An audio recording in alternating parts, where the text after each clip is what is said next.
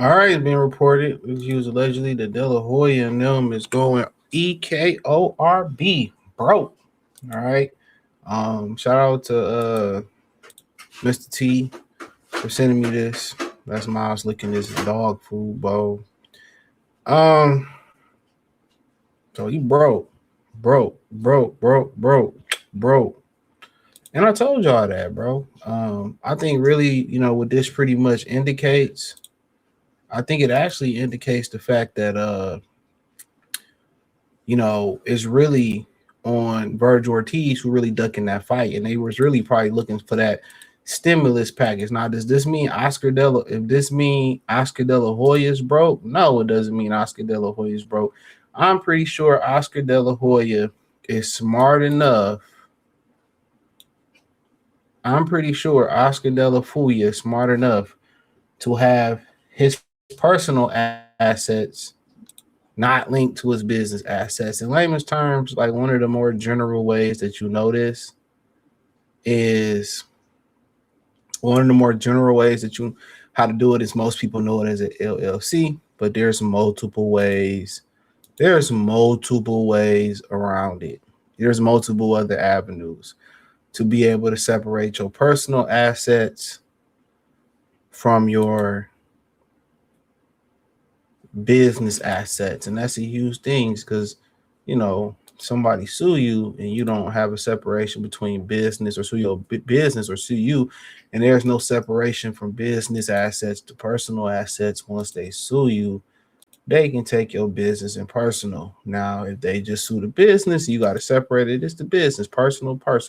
Something that Dame Dash kind of try to explain to people.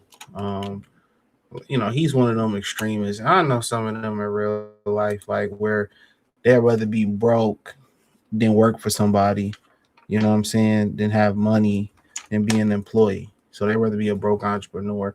And it is a mindset, but not to dig too much into it.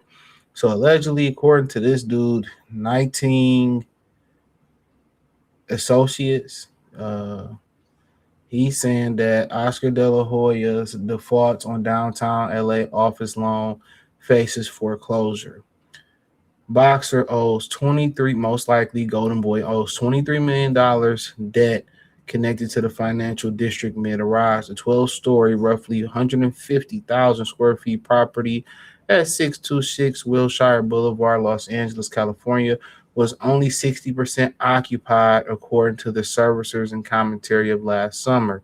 Downtown offices, which have become a poster child for post-pandemic distress, had a 34.4% vacancy as of the fourth quarter last year, per CBRE report, the real deal commercial real estate. So, one thing about it, if you really asking,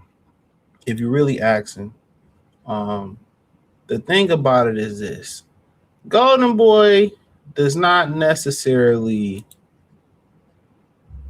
It's not all Golden Boy in the office. He bought it. He do what you supposed to do. You don't leverage your own money. You leverage your loans money through your business credit line and your business account. Roughly, if Oscar Smarty did it that way. So for the most part, he most likely couldn't feel it. LA is expensive. And he had other clients in there. You'll see maybe law offices in there, depending on, notary offices in there. Who all knows who's tenants in there, right? He might have beauticians in there. And for the most part, people anteed up on their rent, or they had to vacate them because they couldn't afford the rent.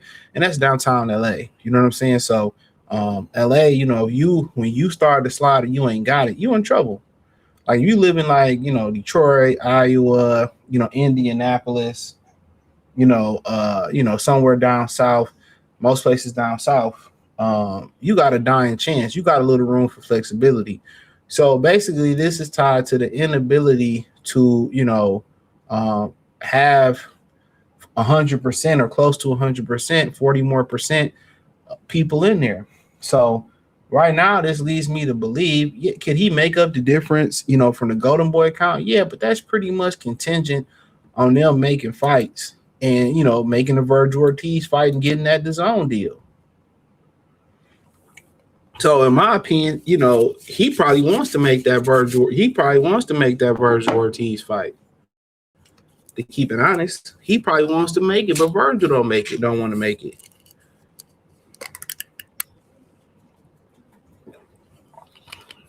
So with Virgil not wanting to make it, that's extra. That's income that they don't have, and the Oscar really don't want to squeeze into his own pocket to make it happen.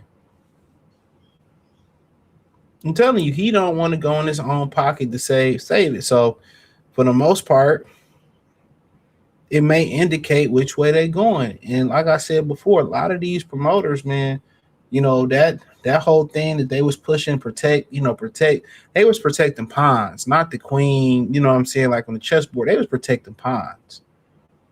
You know what I'm saying? All that stuff that they was doing, protecting the fighters, is the only successful business model that works. And to me, this is retail. To keep it a bean, this is retail.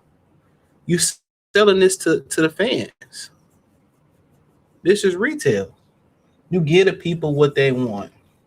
It's just about men. We live in now this society. We don't really live in. We live in it, but it's not as barbaric or that are barbaric as it used to be. But we live in a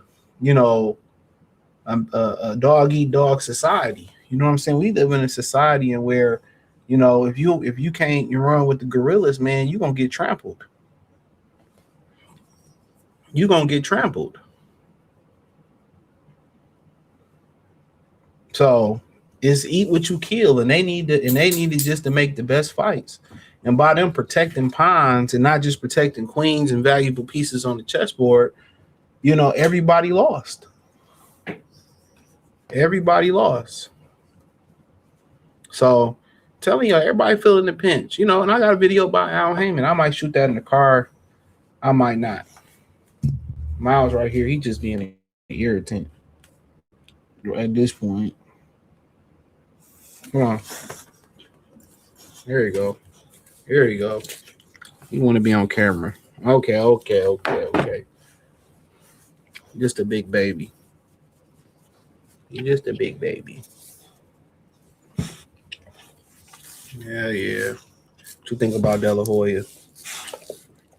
He don't give a shit. He's a good dog, man. He been on the show. What is he going on 8 later this year? Ooh, he's so strong. So, but yeah, man. Like I said before, and you got Virgil holding everything up. You lost Canelo. You losing Ryan after this fight allegedly. It's hard. It's really hard to. It's hard to build a business model on when fans want a certain support. Here you go. It's hard to build a business model when you don't meet the demand of what the fans want. It truly is. The first crumble, it was Canelo. Canelo kept enough money to keep the likes on alone. So with Canelo, they should have laid out the red carpet treatment for Canelo. Therefore, you have your Canelos, and you try to recruit more Canelos, more guys. Look what we do with Canelo. We can put you on Canelo card, get you the visibility, then boost you up. But they didn't do that. I mean, this was a lot of mistakes made by Oscar. But this is to let you know where everybody going. Lou DiBella, last year. I think, we did that video in March.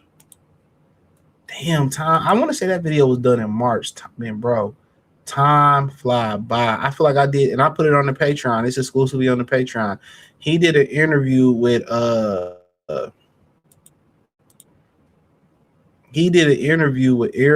Helwani. I think I did that video in March, and he pretty much predicted all this stuff that was happening to the promoter. But you can see the writing on the wall. So, unfortunately, like Rick Merrigan said, Oscar don't need this. It's gonna come a point where every person that come in the market, they flood boxing financially. They flood it financially with a bunch of money, And Turkey is going to get them over to Saudi Arabia, get them in a position that he wants them to be in, or somebody may take over for him, and they going to cut the money. I'm telling you, they going to cut the money, man. So, Too Short had a song, "You should be getting it, getting why they getting is good." But at some point, this going to flatline out. But also, you got everybody, other people coming into boxing. You got that group that want to do Wilder Usyk. I did the video on Aiden Ross, Gillian Wallow. Everybody getting in on the act. So, hey, thumbs up the video, share the video, subscribe to the channel. Next subscribe button is the bell icon button. Hit all our notifications, increase your chance to get notifications. We go live, we drop video. Find me on X, Facebook, Kick, Twitch, Instagram. Join the Patreon. Everything inside the link tree. Peace.